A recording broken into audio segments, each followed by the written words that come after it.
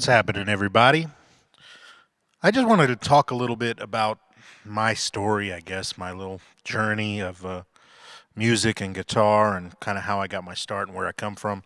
Because it's been interesting building this following here on YouTube and on Instagram. And I tend to get known more with guitar players, but they know me more just as a guitar player. And a lot of people have never heard my music. So I just wanted to tell everybody a little bit more about me if you're new to the channel or new to me or anything like that. Um, I was born in Connecticut, but I grew up in South Florida, Fort Lauderdale. Started playing guitar when I was 6 years old. I'm 40 now, so I've been playing a long time.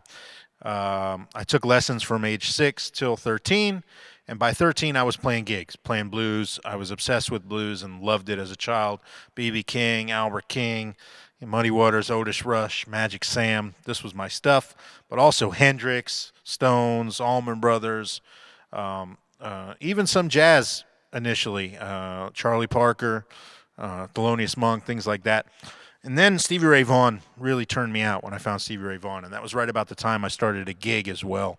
So I was, completely obsessed with that. I joined a band of all adults and started gigging, and that was like, learning on the job. It was the best schooling I could have ever got.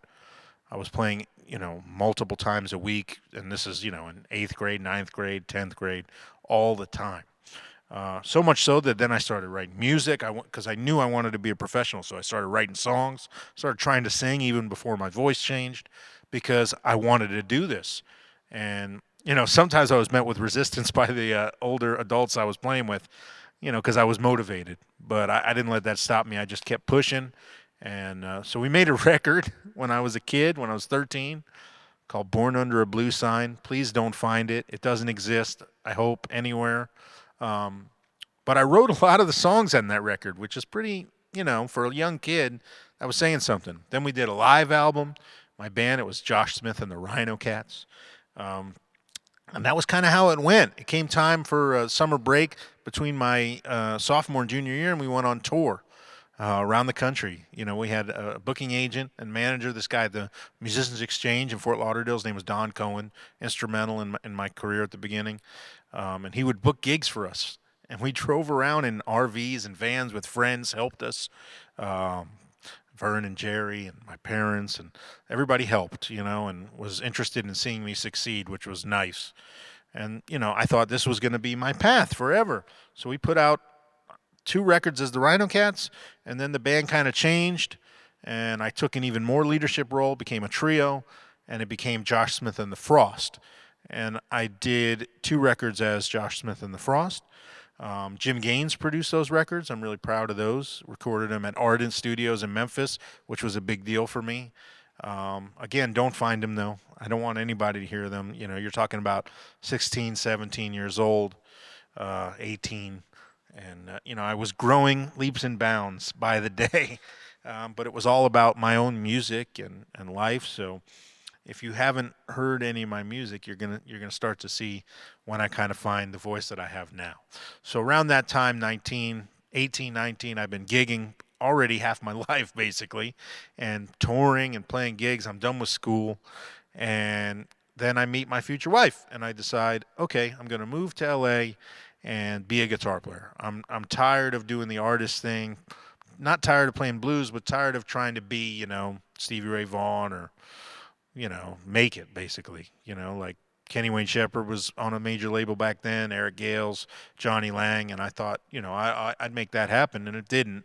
So I got frustrated, and I wanted to grow up and be an adult and be with my wife and, maybe have a family and things like that. So we moved to LA for me to be a guitar player, and that was big because it made me a better musician.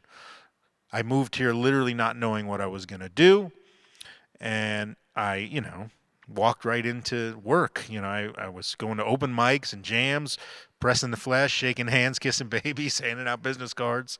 And, little by little, you get phone calls.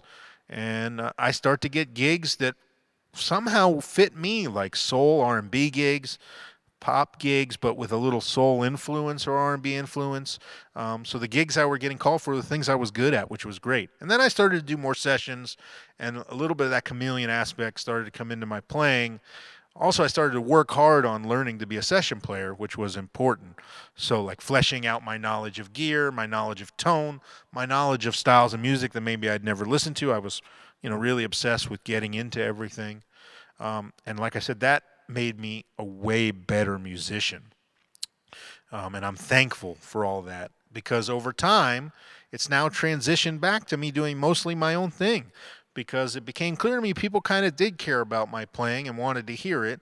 It was just different than it was as a kid. They wanted to hear more guitar, they wanted to hear the player I'd become, which was cool to me. I'd become this guy who was mixing blues and his love for it and all the work he'd done studying it and appreciating it with, a love of country and jazz and rock and roll and R&B and soul. And that's when I started to feel like I found my voice. So it was time to make records that sounded like that. So I made a record called Deep Roots that was probably my most traditional blues record. But then I made Inception, which is an instrumental album that's all different styles. And at the time, I was thinking of that record almost like a business card here in LA to show people, hey, I could do all these things. But that really got me back, like in the guitar magazines and people to start paying attention.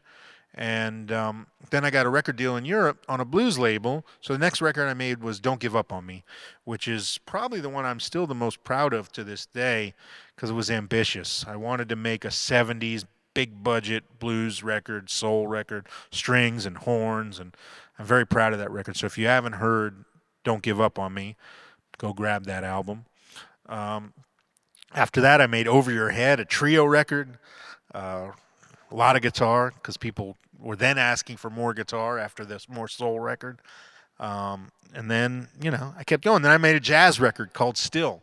Then I made Burn to Grow, which I think is the most representative of kind of my far reaching influences. So if you're wanting a place to start, I would get Burn to Grow, which is my most recent studio album, because that'll give you a good example of what I really sound like and what I do at a gig. Because when you come to a gig, you're going to see me play shuffles and slow blues, but you're going to see me play jazz. You're going to see me play country stuff. You're going to see me play something funky or something soulful. And sometimes it'll be in the same song, because that's just what I like to do, and I live for that improvisational side of music, and I want to play the music that I love.